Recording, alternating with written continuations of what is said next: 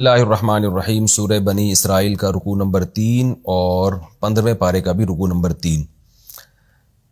مختصر لفظی ترجمہ مختصر گرامر کے ساتھ، پھر انشاءاللہ اس کی تفسیر۔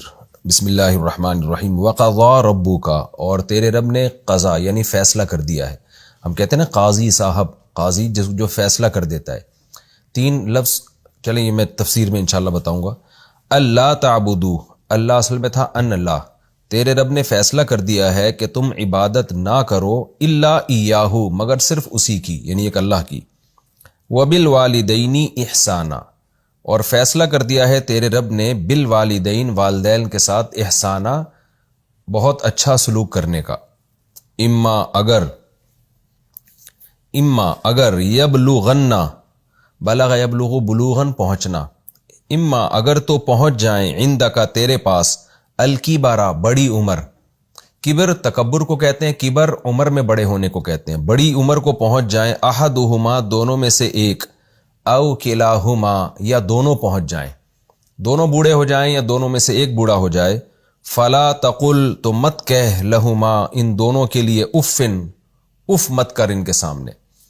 اف کا مطلب کیا ہوتا ہے کہ کسی بات پر ناگواری کا اظہار کرنا، تو عربی میں اس کے لیے اف کا لفظ استعمال ہوتا تھا، کسی بھی زبان میں اس کے لیے جو لفظ استعمال ہوگا تو وہ ہی اس میں داخل ہوگا۔ وَلَا تَنْهَرْهُمَا، اور ان دونوں کو جھڑک مت۔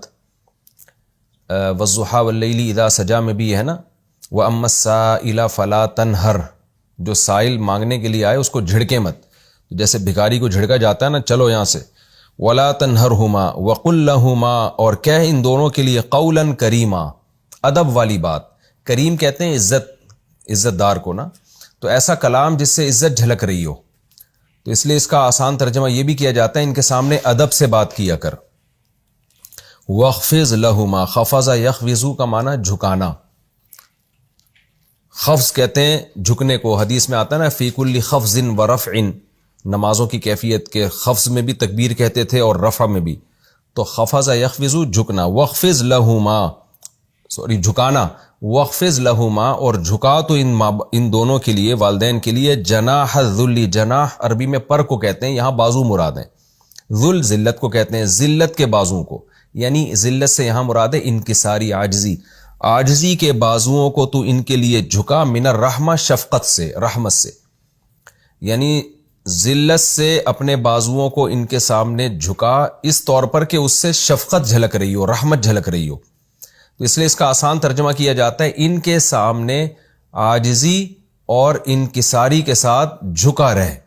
یہ ہم اردو میں آسان ترجمہ کریں گے کہ ان کے سامنے شفقت اور عاجزی کے ساتھ جھکا رہے۔ شفقت کا ترجمہ رحمت سے کیا ہے، اردو میں اس کو شفقت ہی کہتے ہیں، اور ذل کا ترجمہ سے ہم عاجزی سے کریں گے، یعنی ماں باپ کے سامنے عاجزی اور شفقت کے ساتھ تو جھکا رہے۔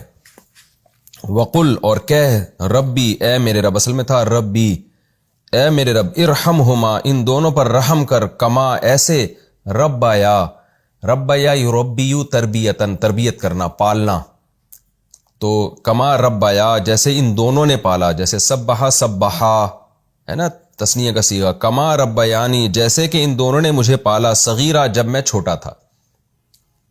ربکم تمہارا رب، اعلم خوب جانتا ہے، بما فی نفوسکم جو کچھ تمہارے دلوں میں ہے وہ خوب جانتا ہے۔